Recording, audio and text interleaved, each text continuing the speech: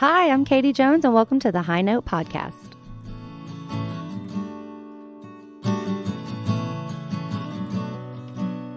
So, Hank, how was your week/weeks? Fine. It was hectic, which is a good thing. Just playing and lining stuff up, doing some things with my little home studio, so that's been keeping me busy as well. So it's been good, though. It's, no news is good news. It's kind of the way I look at it too. But it's been pretty busy, and you've been all over Alabama. Yeah, I went to Alabama. I did not realize all the stuff to see in Alabama. I was on a film trip, so I was filming for a show called Travels with Darley, and nothing to do with music. It was pretty much just, I was the B camera, I was the drone pilot, and it was really, really cool. And it's like that step of, if you're in film or like any profession, you're in high school, you're like learning the basics, and then in college, you're learning your own style. Right. But then it's like going pro. It's like I felt like I was in kindergarten for like the first couple of days because I was like, what? Really? I was lost. You didn't let them know that, did you? No. I mean, no. Well, at first, I was the B camera, so I'm known as not the better camera.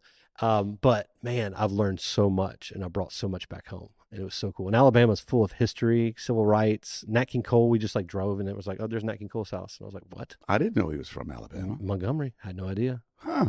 How about that? So, Katie, how are you doing? Oh yeah, Katie, how are you? Still here. I'm doing well. Thank you for asking. Awesome. So I was at a dinner with my wife when I got back from Alabama, and we ate some Royal Reds at the Blind Tiger, and there was Katie. She was just singing, and I was like, and we usually will sit outside or something, but it was like cold, and it was just packed, and we're like, we're going to sit at the bar. And we sat there, and I saw her, and I know who she is because I know her father. But then I was listening to her, and I was like, the music was everything about that set. Me and my wife enjoyed so much because the guitar was subtle, but you could hear it. But your vocals was just that whole room. People were talking. You have all this jabber, but you sound crystal clear. And I was like, she's really good. And then she's started throwing some originals out there. I was like, this is impressive. So I just walked up to her and I was like, hey. Got a podcast this Thursday. Would you mind joining us? She's like, yeah. She works across the street. So tell us a little bit about yourself. Yeah. So, let's see. I'm going to be 25 in a couple of months. I've been playing music live for about 9-10 years now. I've been doing it since I was about 15. Other than that, I've always sang. I grew up in church choir and youth choir, and I've just been singing for so long. And then I finally, some things happened to where, being introduced to the live music scene came about. And so I've been doing it ever since. I took a little bit of a hiatus, during COVID and whatnot, but being back, it's been fun. I like it. I enjoy it very much. So, when I'm not working and taking care of kids, I'm singing. That's so you do have kids? Yeah, I have 2 little girls. Awesome. Mm-hmm. Awesome. Yeah. That's amazing. And I've learned this, when I was about your age when I started, 14, 15 years old, and I started getting paid to, sing, and you can run wild, book everything there is. But then when those kids get involved, it's like, you got to put the brakes a little bit. And it's like, wow, it's kind of the reality hits you. That but you've adjusted. I've learned to adjust too, but adjusting with kids and stuff and gigging at night, it's pretty cool. What are you looking at? I'm just thinking, you guys were 14, 15 years old. I was trying to figure out how to make a C chord when I was 14, much less playing in the public eye. Wow, that's pretty crazy. Well, so, people like you have paved the way, like your father, Dave. Mm-hmm. David. David. Yeah. So David, they've paved the way. We'll get back to Tim, but go ahead with your question. No, I was just when did you start playing the guitar? What age did you begin? When did you pick it up and say, hey, this is pretty cool? I think, I played piano for a couple of years and I liked it, but it just kind of wasn't, it wasn't for me. And then, at the time, that's when Taylor Swift was really hot. And I was like, I want to be her. I love her. I have to learn how to play guitar. And because I had already been writing songs on my keyboard. And so my dad took me into a guitar shop and, we were just kind of looking, but I fell in love with this Alvarez. We got it. I signed up for lessons. And I think I was around 10. and I've just been playing ever since. And then writing songs was so much easier with my guitar. I loved it, and I just fell in love with songwriting. Wow, that's great. Did you take piano lessons? I did for a couple of years. Yeah. Okay, so you had some formal training in both, and then with the guitar, you just kind of took off on your own. And I took lessons for a couple of years, Right. and then after that, I kind of just was self-teaching a little bit using the internet and things like that. Finding your niche, your style. What kind of music do you play? Like if I was to go see you, or our listeners were go see you, what style is it? If you were to come see me at one of my live performances, I try to play a pretty wide variety of genres, because you never really know who's going to be in the crowd. But when people ask me that question, I typically say I predominantly play country music and classic rock, which if you asked what my favorite was, the oldies are my favorite to play. I love putting my spin on them and just kind of seeing the crowd's reaction to them. They just get so into it. So I love adding those into my set. Now I have to ask you from your perspective, which is different than mine, obviously, for obvious reasons. What is your definition of oldies? I mean, it's just kind of, I don't know. So, I mean, I've got some like I've got a Willie Nelson song on my set list, Elvis Presley, Fleetwood Mac, stuff like that, So, and those are my favorite to play. I didn't know, it's like when they had the classic rock, it's like, okay, classic rock, it's like Clapton and that kind of stuff. And it's like, oh, no. This is the 90s classic rock. Like, I didn't realize that the time had moved on, and then there's the second generation of it. So that's why I asked. Yeah. I was just curious. Well, that sounds like a good thing. I mean, you can reach all ages with that. And obviously you play Taylor Swift as well. So I actually don't have any Taylor Swift songs on my current set list. She made you mad, did she? She owes you money? My wife heard you sing a couple songs. I can't remember what they were, but when you were playing it, she was like, I actually learned that song because she just thought they were so pretty on the guitar. Wow. But I heard you sing Always on My Mind. I heard you sing, was it Landslide? Yeah. I heard you sing Landslide. You said that was like your favorite song. Yeah, that's one of my favorite songs, like of all time ever. I love that song. Now your originals, though, yeah, I heard about 3 of them, I think, and they were very melodic, very easy to listen to, which tells me that you're a good songwriter. Thank you. And of course, through all the rabble and stuff, I'm trying to listen to the words, but also I'm on a date night eating Royal Reds, just getting my shrimp on. But very excited to see where you go with this, because you're a heck of a songwriter. Thank you. Seriously. Very much. And I wish I had that knack, but I don't. I don't have the patience for it, because you got to be patient. You got to be like really in the zone, and I'm just too distracted to just sit there and like write something. Well, Jesse, is it hard to write a song where you've got a child screaming, pulling at your pant leg, and you're trying to write? I've actually never even tried. I can vouch for that. I'm about to say, how do you find time? How do you get in that zone? Well, I'm a single mom, so like when I'm done taking care of my kids, that's when I'm able to do the music. Like when they're in bed for the night, then I just kind of take some time. Your time to do that. Yeah, that's what I use my me time for. Wow. But as far as songwriting goes, I am, for whatever reason, not capable of just saying, okay, I'm going to sit down and write a song tonight. I try and it just doesn't work. It's like the most random times. It comes to you. It just like pops in my brain, and I have to pull out. I could be driving or whatever. I have to just pull out my phone and just kind of like take a voice recording and then try to put some music to it later. So when you do that with melody as well? I mean, you're not just writing lyrics, or are you writing them both at the same time? You're kind of humming and singing something that, when the muse taps you on the shoulder, it's like, it just comes. You got to listen. I got to listen to it. And so, I used to have, I can't even remember what original song it was, but when I was in high school, this one morning, I was like making my lunch for school, and it just came to me, and I was like, I have to stop what I'm doing. And I wrote it down in my little notebook. And then when I got home from school that day, I finished it. And it was like a really great song that I loved. And I used to always tell people at my shows, I'd be like, I wrote this song while I was making a turkey sandwich. And they just thought that was so funny, but it's always at the most random times. Have you recorded these songs? I have. I think there's 4. Yes, I did them. I recorded them back when I was like 17. It was like my junior year of high school.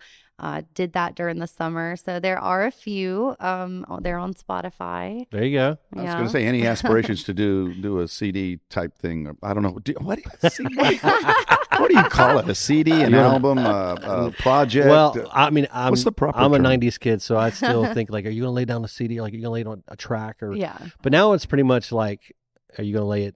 Are you going to put it to streaming services? That's the new thing. Pretty much. But that doesn't define if it's a song or a group of songs. I mean, how do you say, I got 10 songs, or I got 12 songs? You still say album and stuff. Yeah, well, that's okay. Yeah. Is that okay? I'm not really sure what you kids are doing over here. Yeah, I am currently working on a project. I've been a solo act for, all these years, and the time has come for me to have a band, and I am working on that. Are you? How many pieces?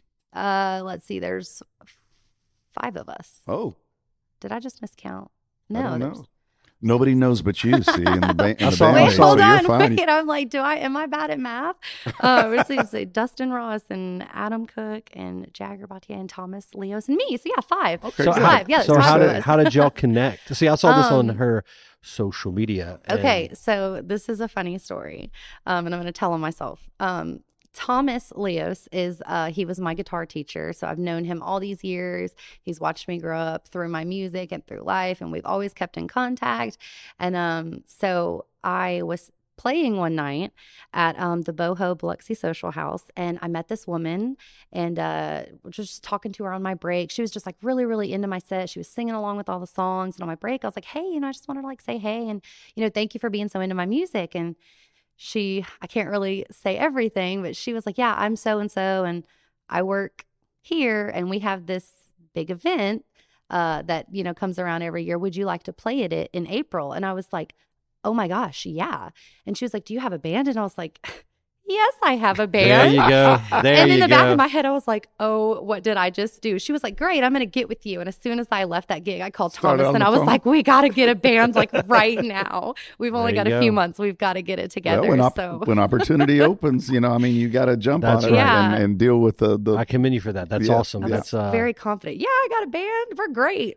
We've been together for years. I can't tell you how many times, like with somebody, whether it's film, music, or anything, like, hey, can you shoot a presentation with a long lens? Sure. And then the next day, I'm buying a long lens. You're on Amazon. Add to Amazon cart. Yeah, I mean, that's the thing. Like, when you see the opportunity, Overnight it. Yeah, absolutely. Yeah. So. But it worked out. I called Thomas, and we were able to get a group of guys together. They're pretty seasoned musicians. They play with each other all the time in a different band. And it has just really, really meshed so well. It's so incredible. It feels I love comfortable. It. It's not forced. No, it's amazing. Like That's the chemistry just between everybody is so good, and it's fun because these three of the guys, they go back and forth between rhythm guitar and lead guitar and bass. Like they swap on different songs, and it's so fun because they can all do everything. Right. So that makes it really fun. And I've been playing my original songs so long by myself, and I've always dreamed of what they would sound like, with a full band. And that's cool.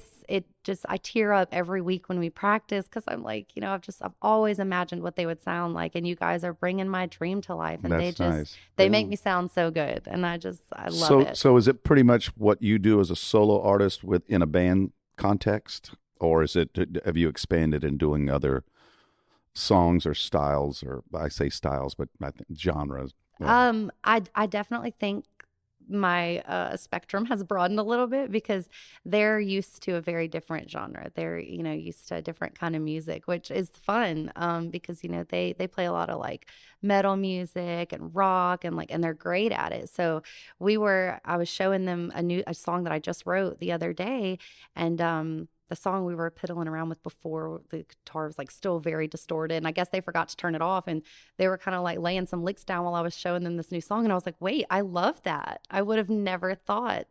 Happy accident. That happens a lot. I was like, keep it up. That's great. I love it. So I would have never thought. What's the name of let's give them a shout out. What's the name of their band? And so 3 of the guys, they play in a band called Cook and the Boys. Okay. So, who's Cook? Cook is Adam Cook. Okay. So the Cook and the Boys, they just Cook and the Boys, mm-hmm. and so they do kind of a more of a mm-hmm. Heavy metal, like rock, kind of rock sound. kind Okay, of rock vibe. all right. They're awesome, yeah. Be on the lookout for them. Cooking the Cooking the boys as Boys. well. And the boys. So- Not just cook. That's right. So I want to go back a little bit of history. So Oh, yeah. your dad, David, played for, and I think I got to miss, I don't know if he played with Coast before, if he sat in, but he played with a band, I think, called Gulfstream. Do you remember that when you were little? Yes, they were Gulfstream at one point, and then they were also called Hank Plank and the 2x4s at one point. You're kidding me. Yeah. So Do you remember them? I live them every day. I can promise you there's somebody that will come up to me with regularity and say, Hank Plank and the 2x4s. No, it's Hank Berman. Oh my gosh, Not no a part of way. that. Are you joking? No. My dad's going to. Is your dad a big man? Is he a big, strong man? He was I the mean, he was the my drummer. dad was the drummer, David. Yeah, well, I'm just wondering if I could punch him. Would I get away with it? I don't know. No. I think of course not. I But think my dad. That that's is really so funny. funny. Hank Plank and the And 2x4s. the 2x4s. And they would always they say, played like, all over. I remember. yeah. And like at their gigs, they would be like, hey guys, I'm so sorry that Hank Plank couldn't make it tonight. But like, he was not like a real person. Yeah. Oh, no, he could definitely beat me up. Okay. Well, here's a funny story. So, well, also continue. Like, tell me what you remember. So, a lot of my inspiration came from when Coast and my dad got together and played in the garage and stuff. Like, did you get inspired by their band? Is that how you kind of got into this whole musical realm, or were you already in it? I mean, I would say so, yeah, because I was already doing like choir and whatnot. And my dad, he quit doing live music when I was a kid so that he could spend more time with me, you know. Good So man. I only remember going to a couple of shows of his, but I remember being across the street at the lumber company because my family, you know, manages that. And so my dad and whatever the band was called at that point in time would play at like their Christmas parties. And I remember being in the warehouse with my mom and like dancing and seeing my dad up there. And it was just like so cool. And then, you know, he just was so excited when I wanted to learn how to play guitar. And he eventually turned our sunroom into like a music room for me. And he would have his Nice. drums and we would jam and his buddies would come over and we would all play. And I was so shy at the time. That really helped me kind of get used to singing in front of people because I was so shy. I think a lot of musicians are shy. I mean, I am basically, and definitely was back in the day, more introverted. And there's a lot of stories of people like that, not just that you know and that we know, but you know, people like Prince and Hendrix and all those guys. Man, when they were off stage, they were not, you know, they were calm, quiet, shy guys. So it's really interesting how that comes about. You know, it's a door that's open to your creativity, and almost like you can become a second persona, a different person, if you probably don't really think of it in those terms. But it's like you bottle up all the energy for the performance or Yeah. the Yeah. recording or whatever, Or- and then once that's done, it's like you got to rejuvenate yourself. Oh yeah. Or you just all of a sudden you're like, hey, showtime. Yeah. Not quite that. I can't corny, tell you how many but times I'm cheese like, ball. I feel bad, I feel sick, or you know, I had a rough day. It was, you know, and then you got to get that microphone and you just like, these people are coming to see you to eat the food. Yeah. Like you better, you know, Yeah. nobody wants to see somebody being sour. Yeah. So you got to put it on. Yeah. It's more than just, it really is a performance. Sometimes like mentally, like you have to kind of like turn off whatever's going on to get Exactly. up there. I've had to do it like so many times, and you have to give the same show, the same energy every time, you know, no matter what.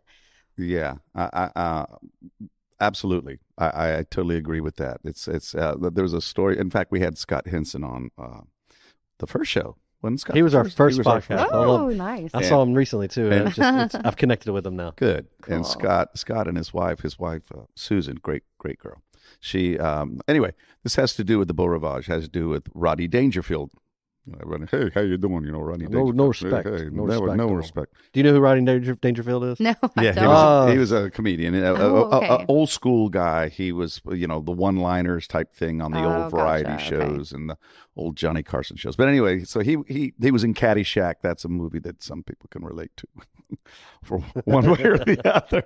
But anyway, so he was performing at the Beau Rivage, and he wanted to look at some land.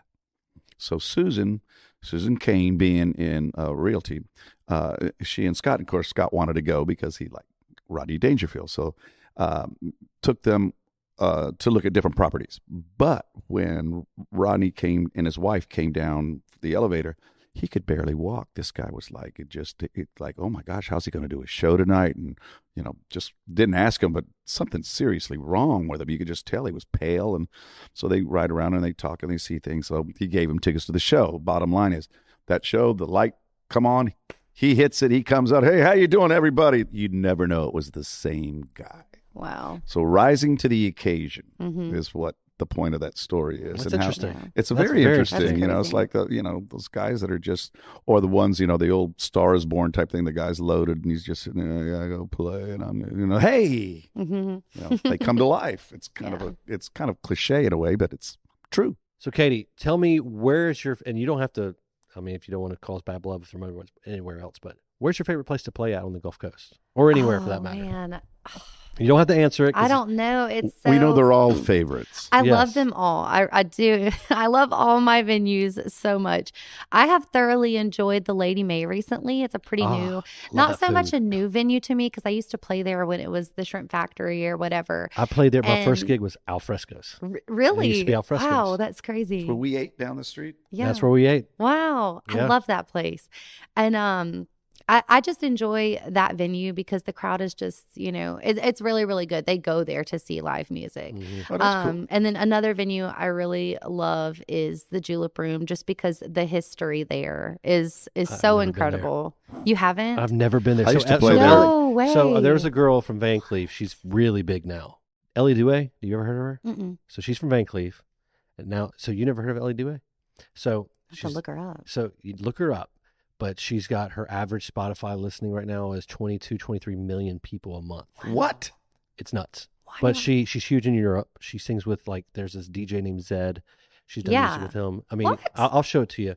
But she used to play at the Julep Room. Yeah. And I remember when we were in high school, I was doing music, she was doing music, and she's like, you should check it out. But I tried to go there one time. My dad tried to get me a gig, but they wouldn't let me in because I was too young. And my dad was like, the hell with this place. So anyways, I've never been, but I would love to go check it out, especially when you're playing. It'll be fun. It's funny you say that. I always tell people, I've been playing here since I was too young to get in. Yeah. Because I was 15 when I started this, and there was a lot of, there was this one time I was playing a private event. Somebody had booked me to play a private event, their Christmas party at Boots and Spurs, and they would not let me in. And I was like, dude, I'm the band, I'm singing, and they were like, you're 16, and I was like, come on. But I love the Julep Room. Just the history there is really, really cool. Just knowing that Elvis played there, so when I sing an Elvis song, I'm just like, this is incredible. I played there. There's a lot this years huge ago. poster of Elvis, and everybody flicks their guitar picks at it when they're done. Really? I'm like, this is iconic. I love it. I feel out of touch. I feel very out of touch right now. You're gonna have to go. It's really good. At one time, it was a rite of passage to play. Yeah. The Julep Room. Oh wow. Yeah. So you've got to get in there, man. The low ceiling, you touch the ceiling. Yes, it's in a cellar. It's like. I need to do a video nostalgia. for it. That'd be fun. Yeah, that'd be cool. That'd be cool. Yeah, I think Next time you're playing, I'll look at your schedule. We're going to get in your it's schedule. on my website. Yeah, it's in April. And then I also, I'm going to be back at the Hard Rock Cafe, at the end of the summer, I think. So that's another venue I really enjoy. Just again, the history, the memorabilia that's surrounding you. It's just very cool, very nice. The Hard Rock Cafe. That's I haven't been to Hard Rock in a while, but that always seems like it would be a fun place to play. Mm-hmm. Yeah, because it's a lot of tourists. Yeah, and it's Hard Rock Cafe is international. Mm-hmm. So that's awesome. That's awesome. Well, who would you say is your biggest influence in your life when it comes to music? Mine would be Bing, Frank, Dean Martin. Who would you say is the one that you're okay, this is the person that I not try to emulate or anything, but what's the better way to ask that? I don't know. That's pretty straightforward. Yeah, I mean, it's somebody that was there ever anybody that you said, wow, I really like them? Well, you said Taylor Swift. Yeah. I got to play. Yeah. I got to pick up the guitar. I got to play. True. Yeah. I want to play. Yeah. That motivated you to do that. Yeah, I think so. Maybe not so much now, but when I was younger, definitely I thought she was very inspiring because she was, she was very vulnerable. She put her heart and her soul and her experiences into her music. And I feel like you have to be really vulnerable to share your actual real life experiences with people. And I loved that about her. She was unfiltered. She said what she meant. She meant what she said. I loved her music. They told stories, and I loved that. Yeah. I recently realized something that she did that I had no idea. You know the Rihanna song, like me, this is what you came for, and Mhm. everybody's watching her. So that is a Taylor Swift song she actually recorded, and they just like Really? leaked it. Really? And it was, I mean, word for word, she wrote it, and the music was practically the same, it was just Taylor Swift's voice. And I guess they said, hey, we're going to give this to Rihanna. And it made Rihanna like one of her most famous songs. That's crazy. I did not know that. And I was like, Wow. that's a Taylor Swift song. Who would have That's known? interesting. Yeah. I saw that like yesterday. Very interesting. Wow. That's always been something with music. Is there's always been. In fact, I'll get on my feed sometimes. I'll get stuff like, 5 songs you didn't know so and so wrote, or 5, Mhm. that kind of thing. And like you're saying, it's surprising. It's like, oh, Mhm. because it's an artist. But you said it's just like hers, but it's like a lot of times they'll revamp it and make it their own, and it's like, oh, okay. And then you hear the original version. It's like kind of like here. This is my age again. It's like Dylan and the Birds and that kind of thing. I love those songs, Tambourine Man and 8 Miles High and all that kind of stuff. But Dylan wrote a lot of those songs, and as a kid, I would look at the label and see who the artist was that wrote it, and then go look. We talked about this So before. he wrote a lot of songs. He wrote a lot of songs, because his voice, It's horrible. It's horrible. Yeah, everybody knows it's horrible. But I mean, the guy can't sing a lick. But I didn't realize how many songs that guy wrote. Yeah. But then I would listen to these polished records, like again, Tambourine Man is a perfect example. Then I said, oh, I got to find out who this Dylan guy is, and go back, and I bought one of his records. Said, hey, Mr. Tambourine. It's like, what the hell is that? The same thing. So this guy he's got his hand caught in the car door or something. It's like, it was No. terrible. But to reiterate, I know what you're saying, and those kind of people that can do that, and it can lend the songs to another artist, not literally lend, but their talent, lend their talent to it, and they make it their own. You're talking about her vulnerability and all that. That now I see why you like Stevie Nicks, because that was before her, Yeah. and before Stevie Nicks, and at the same time was Joni Mitchell, and Joni Mitchell was known when she came out with Blue. I remember Christopherson and all these other guys telling her, why are you putting your soul out there for so many to see? The raw emotion out there. But it's generational, and it's the same thing that, and after you, there'll be somebody else, that'll say the same thing about their inspiration in this genre of music, in that. So, I mean, it's easy to scream and yell, but to say what's in your heart sometimes is hard to do.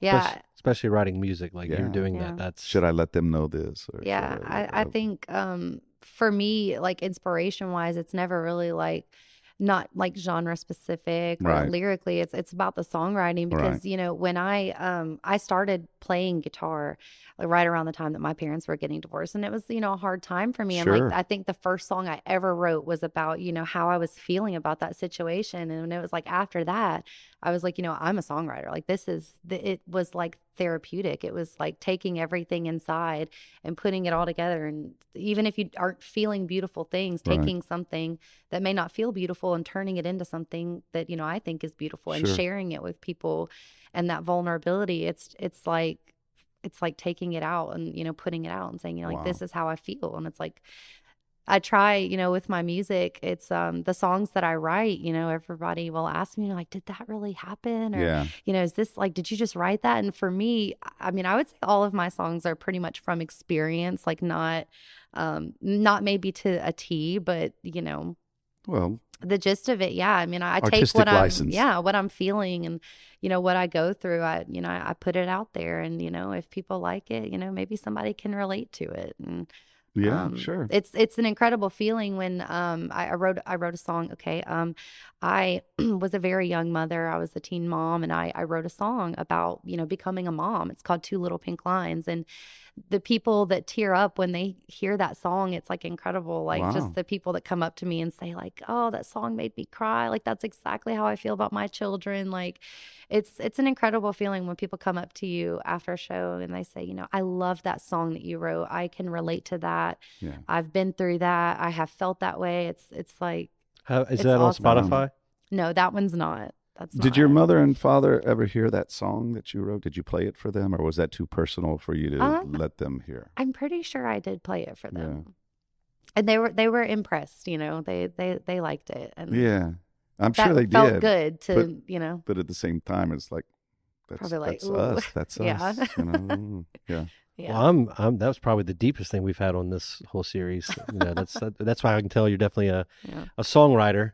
But man, we got to get you recorded somehow. Like, that's my like. I want to, whether it's here or Casey and Jackson. 'Cause he's Well, that's next right, level. Casey. Yeah, yeah. But He's man, got it going on. so what's your goal with music? Is it to play? Is it to just share your music out there? Are you wanting to go to, A bigger pond. a bigger Bigger pond? pond. Gosh, it's so funny that like you asked that because I think I'm still trying to figure that out. When I was younger and I was doing this, of course, the dream was to like be up there and to sing my own songs. And I had You ever do one of those shows like American Idol or Voice or anything like that? yes. Me too. Yes, Don't worry. I did. It was never again. But it's we can it's a facade. remind me to circle back to that because I totally have a story. Yes. But of course, that was the dream for a while. And then having my first kid, I played the whole time I was pregnant with her. I was so big and pregnant. Oh, that must have been I could interesting to barely have. hold my guitar up. Like I would have to sit down for my shows, yeah, right. but like I would Let sing. it rest on the I baby. did. I sang until like I think I had her on a Monday. I sang like that Friday night before. Like I Really? sang the entire That's time dedication, folks. I was pregnant because I never had like in high school I never had a job. That was my job. I would go sing at a Mexican restaurant on Thursday night, and then Friday after high school I was booking it to Mobile to go sing. I would sing on Saturday, brunch at the yacht Wow. club on Sunday. Like that's what Hustle. I did. Hustle. I never had like a high school job. I didn't was have a washing job till I dishes was an at a adult. restaurant. Yeah, no, I'd much I rather was been on singing. I was stage. like living my That is dream. Like awesome. I loved it. So of course that was the dream then. Wow, And then, yeah. as time went on, I have another child now, and I kind of I quit doing music completely. I told everybody I'm retired. Like I'm done with it. Nah. I had stopped because I had got pregnant. I'd planned this pregnancy out, and I was COVID was right around the same time, so nobody was doing live music anyway. And I just kind of quit. And then I'm on my own now, and I was like, maybe it's time to just kind of get back into it. I kind of miss it. And I'm so thankful that I did, because honestly, it like playing music again has gotten me through the hardest time of my life. And it like gives me a sense of myself again. Like I finally feel like myself again. That's good. And Great. it's so Well, music great. is very So, cathartic. So yeah. So the dream now, I don't know, I'm figuring it out, but my band and we are working on putting together an album. I have so many original songs. I've got a couple albums worth. Like Really? I feel like now it's time to be more vulnerable. I feel like I've been pretty vulnerable singing my songs for people that I don't know at these shows, but I feel like the time has come to like, put them out there, because my songs are from experience. They're my life. Right. They're my story.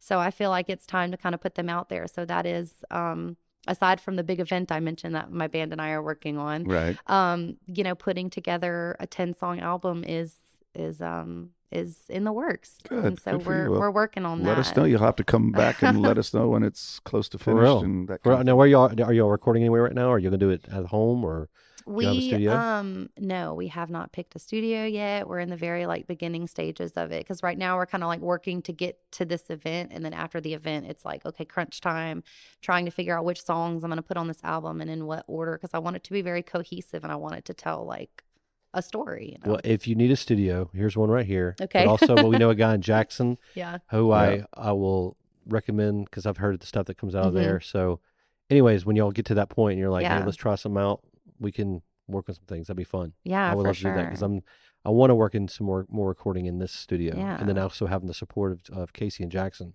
who's next level. It's Mhm. it's really cool. Yeah. So Yeah, I'll have to get with you, because I mean our goal honestly was to do that this summer. We're like thinking pretty quick, so I mean that was the goal. Like I'm pretty ready. I've got so many songs that I'm telling really you, ready I've to get out I've there. heard some originals live, and it sucked me in. So that's how I know it's like very.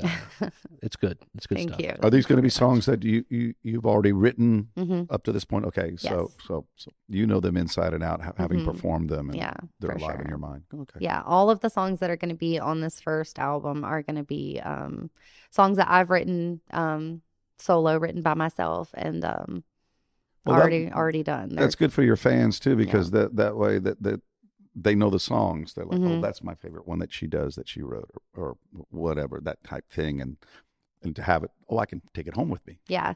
Yeah. And I was kind of scared at first, like when I first stepped back into the music scene, because I mean, I was out of it for, 2 years is a long time. And I was kind of nervous about, like how it was going to go. And, was I going to be able to get gigs? And, do people even still care about Katie Jones's music? But I noticed your reemergence. I really did. Cause I don't know. I remember hearing about you when I was younger. But I mean, I don't really have much time to like see who's out there, except unless they're like a crooner, because that's like my realm. So I'm like, okay, who's this person? But I remember seeing you pop up on my feed, and I'm like, okay, she's still doing it, or emerging. Yeah. And then I saw the band thing, and I was like, go ahead, girl. Yeah, it has been really good. I got to say, it really is an incredible feeling, and I have so much gratitude towards. When I was younger, I was messaging places on Facebook, and my stepdad would go by and drop off flyers, and I was like begging people to give me a chance to like play at their venues. I would play for free, and I felt like I kind of paid my dues with that. And now it's like, it's a really good feeling for venues to reach out to me and be like, hey, everybody's asking why you're not playing at my bar. Can I book you? And it's There like, you go.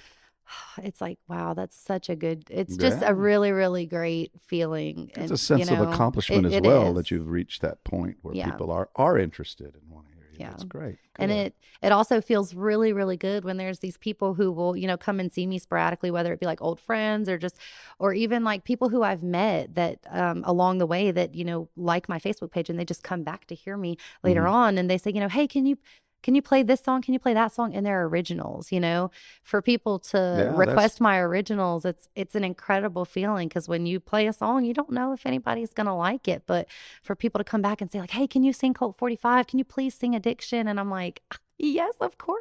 Right. Nice. It's like a great feeling. Do you have any live videos on your Facebook, on your social media stuff? I do. There's I posted a video of my band practicing Colt 45, which is one of like, people say that's the song. Like that's the one. I heard you like, sing that at Blind Tiger. I heard that. Yeah. That's the one everybody, really likes. And I always, I like to say at my gigs and stuff, if you're a female and you sing country music, you have to write one song about shooting your husband. Like it's in the rule book. It's in the rule book. So like Cut them country girls. This one's mine. Shooting them, running them over, one of the two. So that one is definitely it tells a story, and so I like that one. Because Earl had died. Do the men just kind of look down and put their hands over their eyes while the women are looking at her like, yes? The women are just like really into it, and their husbands are just kind of looking at them like, kill him, girl. Okay, put him out of our misery. All right, girl. Shirley, don't get too into it over there. Man. Oh Lord. Well, Katie, I know that you brought your guitar. Yeah. Yes. And I want to record some music just to kind of put it out there. We'll edit it, and it'll be just so people know who we're talking to, and if they haven't heard you, they will hear you. Okay. So you ready to do that? Yeah. Cool. Sounds good. Awesome.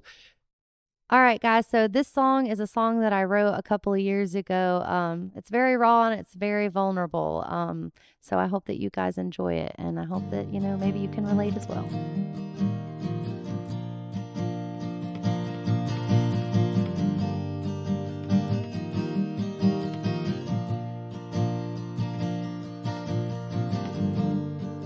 Five months, 3 weeks, 2 days, but who's counting?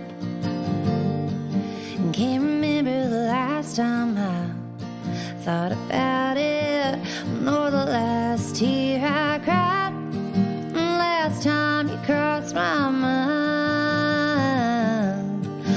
5 months, 3 weeks, 2 days. I've been moving on and letting go, and really doing fine. I've been going places and seeing people and getting on with my life. I'm the happiest I've ever been, here all by myself. Well, at least that's the lie I tell. Well, at least that's the lie I tell.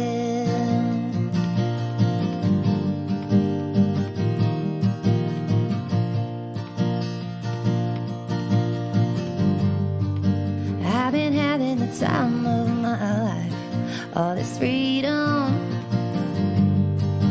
Got so much going on that I can't keep up. It doesn't even hurt when they ask about you, and I know, 'cause I've been having the time of my life. 'Cause I'm moving on, letting go, and really doing fine. I've been going places and seeing people and getting on with my life. I'm the happiest I've ever been, here all by myself. Well, at least that's a lie I tell.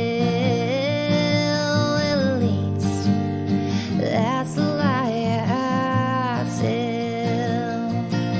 And if I'm being honest, if I had to tell the truth, I might have told a white lie or two. And 'cause I can't move on, I can't let go, no, I'm not doing fine. I hate going places and seeing people, 'cause I miss our old life. I was the happiest I'd ever been. Now I'm going through hell. So for now, I just tell myself that I'm moving on and letting go, and really doing fine. I've been going places and seeing people and getting on with my life. I'm the happiest I've ever been, here all by myself. Well, at least that's a lie I tell. Well, at least that's a lie I tell. All right, guys, that was my original song called The Lie I Tell. Katie, thank you so much for being on. How can people look you up? Okay, so my website is up. You can look me up. It's Katie, Katie Jones, Jones, katiejonesmusic.com. I've got a schedule on there with, I usually put a couple months worth of dates. I don't want to overload it, but a couple months worth of dates on there of where I'm going to be and when, and whether I'm going to be a solo act or performing as a band. I also have a link to my YouTube channel on there. So, any videos that are on my YouTube channel, you can look up there. And it also has a link to my Facebook, my Instagram, and my TikTok. So it's kind of all in one place. There you go. Wow, that's a full-time job in itself. That's right. That's Wow. right. Yeah. Well, Katie, thank you so much for being on here. Thank you Tell for your dad I having said me. hey, and I cannot wait to see where you go from here. I'm definitely going to be a follower of you. And, Yeah, just remember the little people that you stepped on to get to where you're at. Oh, when, gosh, when you make it big, like no. Jesse and me. Honestly. Yeah. You need a chauffeur or whatever. We can. I could drive a bus. Yeah. Yeah. No, really, I don't even have a license for that. It doesn't matter. It's okay. She won't remember us anyway. Oh, not true. Well, I'm Jesse Hill. I am Hank Berman. And I'm Katie Jones. Thank y'all, and we'll see you next time on the High Note Podcast.